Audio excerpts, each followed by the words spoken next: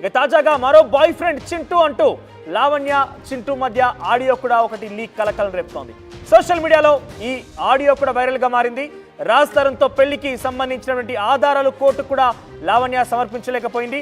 11 ఏళ్ల రాజ్ తరుణ్తో కలిసినటువంటి జీవితానికి ఏ ఒక్క ప్రూఫ్ కూడా, అంటే వివాహం అయిందని కానీ అబార్షన్ అయిందంటే అనేక రకాల ఆరోపణలు చేసిన లావణ్యకి ఏ ఒక్కటి కూడా ప్రూఫ్ చేయలేకపోయింది. అయితే ఇప్పుడు చర్చల్లా లావణ్యకు ఉన్నటువంటి హక్కులేంటి? ఆల్రెడీ రాజ్ తరుణ్కి క్లియర్గా కోర్టు ముందస్తు బెయిల్ ఇచ్చేసింది. చాలా వరకు విశ్లేషణలో కావచ్చు, అటు లా తెలిసినటువంటి వ్యక్తుల్లో కూడా, ముఖ్యంగా ప్రజల్లో, సామాన్య ప్రజల్లో కూడా ఒక చర్చ ఏంటంటే లావణ్య మొత్తం కూడా ట్రాష్ అన్నట్టుగా ఒక చర్చ అయితే ప్రారంభమైంది. ఎస్, మనం ఈ విషయం పైన ఇప్పుడు మాట్లాడుకుందాం. మనతో పాటుగా కృష్ణకాంత్ గారు, హైకోర్టు న్యాయవాది, ఆ తర్వాత కృష్ణకుమారి గారు, సామాజిక విశ్లేషకురాలు, ఇక ఆజాద్ శేఖర్ భాష తరఫున కేసు వాదించుతున్నటువంటి లాయర్ కూడా ఉన్నారు. వీరు ముగ్గురున్నారు. అసలు లావణ్య ఉన్నటువంటి హక్కులేంటి, రాజ్ తరుణ్ లావణ్య మధ్య మరొక మలుపు తిరిగినటువంటి ఈ విషయం, మరొక కొత్త ఆడియో కూడా వచ్చింది. చింటూ లావణ్య అంటే ఒక ఆడియో కూడా కలకలం రేపుతోంది. ఈ విషయాలపై మాట్లాడదాం. ప్రస్తుతం మనతో పాటుగా అందరూ కూడా స్టూడియోలో జాయిన్ అయ్యారు. సో ఫస్ట్లీ గుడ్ ఈవినింగ్ అండి, హార్టీ వెల్కమ్. సో ముందు చెప్పండి మేడం, మీరు చాలా వరకు కేసుల్లో కూడా ఎక్కువగా మహిళలే బాధితులుగా ఉంటూ ఉంటారు, వారికి సంబంధించిన చట్టాలు కూడా ఉన్నాయి. కానీ ఇక్కడ చూస్తే లావణ్య ఆరోపించిన విధానం, అక్కడ కోర్టులో ప్రూవ్ చేసుకోవాల్సిన విధానం ఇక్కడ కూడా పొందడం లేదు. లావణ్య అబార్షన్ చేయించాడు, చాలాసార్లు అబార్షన్ అయింది, 11 ఏళ్ళ జీవితం మేము కలిసి ఉన్నాము, ఇద్దరం కలిసే ఉండేవాళ్ళం, రకరకాల ఆరోపణలు చేసింది.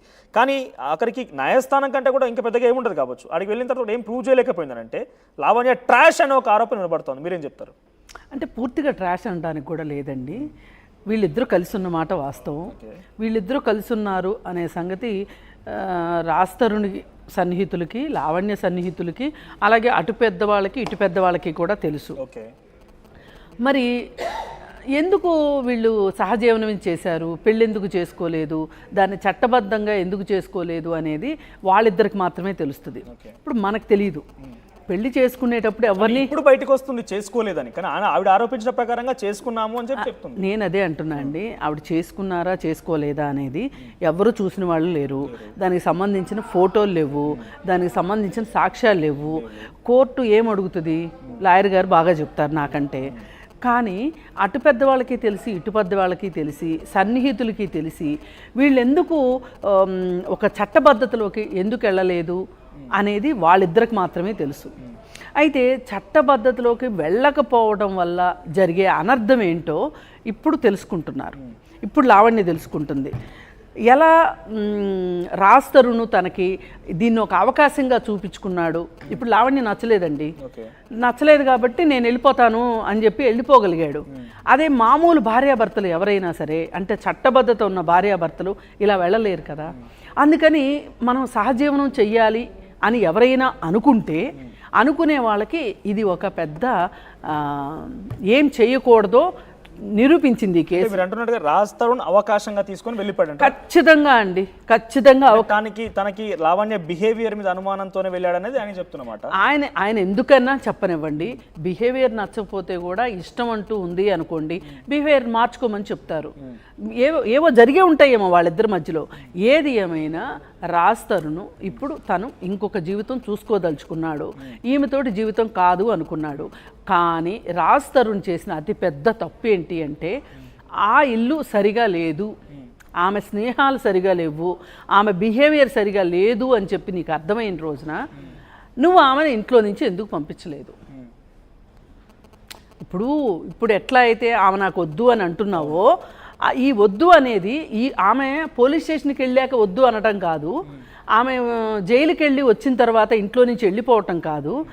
ఏది మౌనంగా వెళ్ళిపోతే ఏది సమస్యల పరిష్కారం కావదండి. సినిమా కాదు, రియల్ లైఫ్. ఈ రియల్ లైఫ్లో ఇప్పుడు ఇన్నాళ్ళు వీళ్ళు కలిసి ఉండబట్టే కదా ఈవిడ పోలీస్ స్టేషన్కి వెళ్ళి ఇతని మీద కేసు పెట్టగలిగింది. నన్ను కాదు అని ఇంకొక సినిమా అని చేసుకోవాలనుకుంటున్నాడు. తను మ్యూచువల్ అండర్స్టాండింగ్ పద్ధతిలోనే రాజ్ తరుణ్ని పక్కన పెట్టేసి ఇంకొక అబ్బాయితో అఫేర్ స్టార్ట్ అయింది కాబట్టి రాజ్ తరుణ్ వదిలేశాడు, లావణ్య కూడా పక్కన కొన్ని రోజులు కలవలేదు అని చెప్పి వాళ్ళు చెప్తున్నారు. కానీ ఇక్కడ మ్యూచువల్ అనేది కనబడుతుంది కదా. నో మ్యూచువల్ అండి. ఇక్కడ ఆ ఇంట్లో ఎందుకుంది అమ్మాయి లావణ్య, ఎందుకుంది రాజ్ తరుణ్ ఇంట్లో? రాజ్ తరుణ్కి బాధ్యత లేదా? నా ఇంట్లో డ్రగ్స్ చెయ్యొద్దు అని చెప్పాను, ఆ అమ్మాయి డ్రగ్స్ చేస్తుంది అని చెప్పాడు, మీడియా ముందు చెప్పాడు. ఇది పెద్ద సాక్ష్యం. మళ్ళీ బిఫోర్ అయినా రేజ్ చేయాల్సింది. బిఫోర్ ఆయన రేజ్ చేయాల్సింది. మరి అలాంటప్పుడు డ్రగ్స్ చేస్తుంది, నీ మాట వినట్లేదు అన్నప్పుడు నువ్వెందుకు పోలీసులకు చెప్పలేదు? అంటే ఇక్కడ మీరు చెప్తూనే లావణ్యది ఎంత తప్పు అయితే ఉందో రాజ్ తరుణ్ కూడా అంతే తప్పు. ఖచ్చితంగా అంతే తప్పు. సారీ అడ్వకేట్ దగ్గరికి వెళ్దాం. కృష్ణకాంత్ గారు, సో చాలా క్లియర్గా ఆవిడ చెప్పిన ప్రకారంగా రాజ్ తరుణ్ ముందస్తుగానే డ్రగ్స్ తీసుకున్న విషయం తెలిస్తే బిఫోర్ అయినా రేజ్ చేయకుండా ఒక అవకాశంగా చూసుకొని ఆవిడ వదిలేసి వెళ్ళాడని అంటున్నారు. 11 ఏళ్ళు ప్రేమ జీవితం, వాళ్ళిద్దరు కలిసే ఉన్నారు, వివాహం కాలేదు, అన్నీ ఓకే. సో రాజ్ తరుణ్ కూడా సేమ్ యాస్టీస్ లావణ్యలాగే తప్పు చేశాడని అంటున్నారు. ఏం చెప్తారు మీరు? ఇప్పుడు ఈ కేసులో నేను ఏంటంటే ఒక లాయర్గా మామూలుగా బ్యాలెన్స్గా రెండు వైపులు ఒక పార్టీ పరంగా కాకుండా I just want to go with the legalities in this case. ఒకటేంటంటే మేడం గారు చెప్పినట్టు ఇఫ్ రాజ్ తరుణ్ గారికి నిజంగానే లావణ్య ఈ డ్రగ్స్ తీసుకుంటున్నారు అది ఇది అని చెప్పి ముందే తెలిస్తే as a citizen he has his responsibility, sole responsibility to definitely complaint to the police, to his nearest police station or whatever it is. ఆయన చేయాలి. ఆయన ఆ పని చేయలేదు. అది కాకుండా ఇన్ని రోజులు ఒకవేళ నిజంగా తెలుస్తాయి ఆయనకి. I don't know what videos and దాని ప్రకారంగా ఏం చెప్పారు ఆయన, అది నాకు తెలియదు, నేను చూడలేదు. ప్రూవ్ చేయలేకపోయాడు. అలిగేషన్ ఉంది తను డ్రగ్స్ తీసుకుంటుంది అందుకే నేను వెళ్ళి కొట్టేశాను, లేకపోతే వేరే వాళ్ళతో అఫేర్ పెట్టుకుని చెప్తున్నాడు. కానీ ఇక్కడ నైదర్ ఆర్ ఐదర్ మన ఇద్దరం అబ్జర్వ్ చేస్తే కనుక లావణ్య చెప్పిన ఆరోపణలు కానీ రాజ్ తరుణ్ చెప్పిన ఆరోపణల మాటలో ఉన్నాయి కానీ ఇక్కడ ప్రూఫ్ అయితే లేవు. ఎగ్జాక్ట్లీ కరెక్ట్ పాయింట్ మాట్లాడారు. జనరల్లీ ఈ మోస్ట్ క్రిమినల్ కేసెస్లో ఏమవుతుందంటే ఈ మీడియా ట్రయల్స్లో ముఖ్యంగా ఏంటంటే వీళ్ళు ఫస్ట్ కంప్లైంట్స్ ఇచ్చుకుంటారు, మామూలుగా పోలీస్ స్టేషన్స్లో వాటిలో ఇచ్చుకున్న తర్వాత once the media trial start వీళ్ళు ఏం చేస్తారంటే వీళ్ళు ఇంకా వైల్డ్గా వెళ్ళిపోయి స్టూడియోస్కి వచ్చి వీళ్ళు ఒక వైల్డ్ ఎలిగేషన్స్ చేస్తుంటారు, వాళ్ళొక వైల్డ్ ఎలిగేషన్స్ చేస్తుంటారు. రేపటి రోజు ఈ ఇన్వెస్టిగేషన్ అయ్యి ఎప్పుడైతే ఛార్జ్షీట్ ఫైల్ అయ్యి కోర్టుకి వెళ్తుందో ఇప్పుడు అక్కడ అసలైన కంప్లైంట్ ఒకటి ఇస్తారు వీళ్ళు, ఇక్కడికి వచ్చి మళ్ళీ మిగతావన్నీ వాగేస్తారు. అప్పుడు ఎవరైతే మాలాంటి లాయర్స్ ఉంటారో వీళ్ళు అపాయింట్ చేసుకుని డిఫెన్స్ కింద పెట్టుకున్న లాయర్స్ ఉంటారో అక్కడ లావణ్య తరపు అయితే స్టేట్ తరపున పీపీ గారు ఉంటారు, ఇటు పక్కన నాలాంటి లాయర్స్ ఎవరు డిఫెన్స్ లాయర్స్ ఉంటారు ఇక్కడ అక్యూజ్డ్ కానీ వాళ్ళకి కానీ. సో అలాంటప్పుడు ఏమవుతుందంటే if what ever they say that will be used against them in the court of law at the end of the day. ఈ మీడియా ట్రయల్స్లో ఇప్పుడు ఏమవుతుందంటే వీళ్ళు ఏవో కంప్లైంట్ ఒకటి ఉంటుంది, ఇక్కడేమో మొత్తం వేరే మ్యాటర్స్ మాట్లాడతారు, మొత్తం వైల్డ్ ఎలిగేషన్స్ చేసుకుంటారు. ఇవి మళ్ళీ వాళ్ళకే ఇవన్నీ లాస్ట్కి వాళ్ళ కేసుకే బెడ్స్ కొడుతుంది, లాస్ట్కి వాళ్ళకే నష్టమవుతుంది.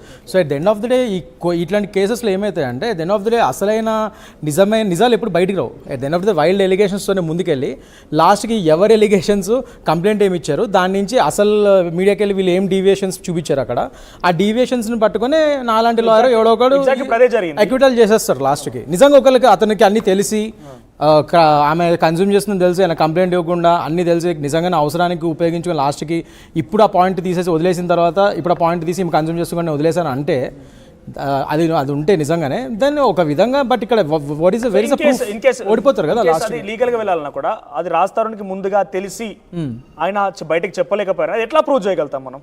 అది మనం ప్రూవ్ చేయడానికి ఏం లేదండి. సి వాట్ హీ సేయింగ్, ఆయన ఏమంటున్నాడు, నాకు ఈమె నా ముందే కన్జ్యూమ్ చేసేది అది ఇది అంటున్నాడు. బట్ యాజ్ కరెక్ట్ నువ్వు నీ ముందే కన్జ్యూమ్ చేస్తున్నప్పుడు whom ever it might be నీ ఫస్ట్ ఆఫ్ ఆల్ నువ్వు మరి ఆయన ఎందుకు కంప్లైంట్ చేయలేదు? మరి నిజంగానే చేయాలి కదా, ఆయనకు ఆ బాధ్యత ఉంది.